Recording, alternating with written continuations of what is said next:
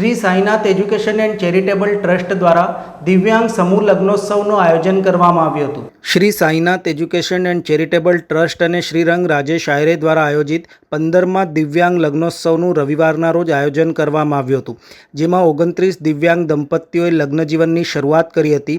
જે પ્રસંગે લગ્નોત્સવમાં મોટી સંખ્યામાં લોકો ઉમટી પડ્યા હતા। આ લગ્નોત્સવમાં કોમી એકતા પણ જોવા મળી હતી, જેની માહિતી આપતા શ્રીરંગ રાજેશ આયરે જણાવ્યું હતું કે દિવ્યાંગ લગ્નોત્સવ એટલે કે જે દેહમાં એકાદ અંગ ભલે ન હોય પણ ઉમંગ તો ભારોભાર હોય અને એવા જીવનને પણ પોતાના જીવનમાં રંગ ભરવાની કહેવાના તો જરૂર હોય જ અને એને પૂર્ણ કરવામાં પરમાત્મા કોઈને ને કોઈને નિમિત્ત બનાવે છે। આવા દિવ્યાંગોના જીવનમાં રંગ ભરવાનું કામ એનું સૌભાગ્ય આપ સૌના આશીર્વાદથી મને તથા Shri Sainath education and charitable ટ્રસ્ટને કુદરતે નિમિત્ત બનાવેલ છે।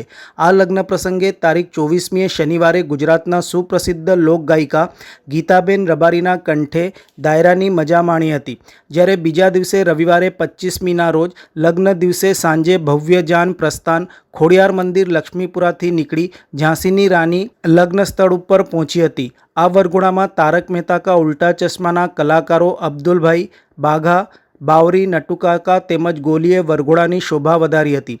આ વરઘોડામાં આદિવાસી નૃત્ય, વક્રતુંડ ઢોલ ત્રાસા, કમલેશ બારોટ, ટીમલી કિંગ લાઇવ બેન્ડ વરઘોડાની જમાવટ કરી હતી। હજારો જાનૈયાઓ જોડાયા હતા। આ લગ્નોત્સવમાં વિધાનસભાના મુખ્ય દંડક બાળુભાઈ શુક્લ, શહેર ભાજપ પ્રમુખ ડૉક્ટર જયપ્રકાશ સોની, પૂર્વ શહેર ભાજપ પ્રમુખ ડૉક્ટર વિજયભાઈ શાહ સહિત ભાજપના અગ્રણીઓ, નેતાઓ તથા વિવિધ સંતો અને મહંતોએ હાજરી આપી હતી, જેમાં કર્નલ સોફિયા કુરેશીના પરિવારનું સન્માન કરવામાં આવ્યું હતું। દિવ્યાંગ સમૂહ લગ્નમાં ભાગ લેનાર વરવધુઓએ પણ સમગ્ર આયોજનને લઈને પોતાની પ્રતિક્રિયા આપી સુંદર આયોજનને વખાણ્યું હતું। હાજી, લગ્ન પ્રક્રિયા બહુ જ સરસ રીતે રહી હતી। જ્યારે અમે પહેલી વાર આવ્યા હતા અહીંયા, અમારું જે રીતે સ્વાગત કરવામાં આવ્યું, ત્યારબાદ એક એક કરીને અમારા ડોક્યુમેન્ટને બધું કરવામાં આવ્યું અને એના પછી અમારી માપ લેવામાં આવ્યા, કપડાનું માપ લેવામાં આવ્યું અને ત્યારબાદ જ્યારે અમારે વરઘોડો કાઢવામાં આવ્યો, એ વરઘોડોનો ઉત્સવ બહુ જ સરસ રહ્યો હતો। અમે વિચાર્યું નહોતું એના કરતાં પણ સરસ વરઘોડો નીકળ્યો। સાથે સાથે એટલો પ્રેમથી અમને જે રીતે અમને રાખ્યા છે, અમારી મદદ કરીને એમને લગ્ન સુધી પહોંચાડવા અને જે પ્રક્રિયા કરી છે બહુ જ સરસ રીતે કરીએ। અમે આભાર માનીએ છીએ શ્રીમદ રાજેશ સાહેબનું કે જેમણે આટલું સરસ કાર્ય કર્યું અને વિચાર્યું નહોતું એના કરતાં પણ સરસ અમારું લગ્ન કરાયું। એના માટે અમે ખૂબ ખૂબ આભારી છે। પહેલા વરઘોડા સુધી લઈ ગયા, પછી વરઘોડાથી તમને સ્ટેજ ઉપર, સ્ટેજથી ચોરી સુધી યુવકોની જે ટીમ હતી તેમને પણ બહુ સહકાર આપ્યો। બહુ જ સહકાર હતો। મતલબ સમજી લો કે મને એવું લાગ્યું જ નહીં કે ભાઈ મારે કોઈ જગ્યાએ પ્રોબ્લેમ થશે, કારણ કે હું બિલકુલ નથી ચાલી શકતો, તેમ છતાંય એમણે દરેક જગ્યાએ મારી પૂરી મદદ કરી। એમણે મને જ્યાં જરૂર પડી ત્યાં એમને ઉચકીને પણ મારો સપોર્ટ કર્યો અને જ્યાં જરૂર હતી ત્યાં વ્હીલચેરની વ્યવસ્થા પણ કરી આપવામાં આવી હતી। આ પૂરી પ્રક્રિયાની અંદર કોઈ પણ પ્રકારની કોઈ તકલીફ પડી નથી। મતલબ જે રીતે એટલું સારી રીતે કામ થયું છે કે મેં બિલીવ પણ નહોતું કર્યું કે આટલું સરસ રીતે થઈ શકશે। સમૂહ લગ્નોત્સવમાં તમારા લગ્ન થઈ રહ્યા છે, વાત કરીએ તો અન્ય જે લગ્નો છે હિન્દુ પદ્ધતિથી થઈ રહ્યા છે, પરંતુ એની વચ્ચે તમારા લગ્ન ખ્રિસ્તી પદ્ધતિથી થઈ રહ્યા છે, અંગે શું કહેશો? કેવું અનુભવી રહ્યા છો?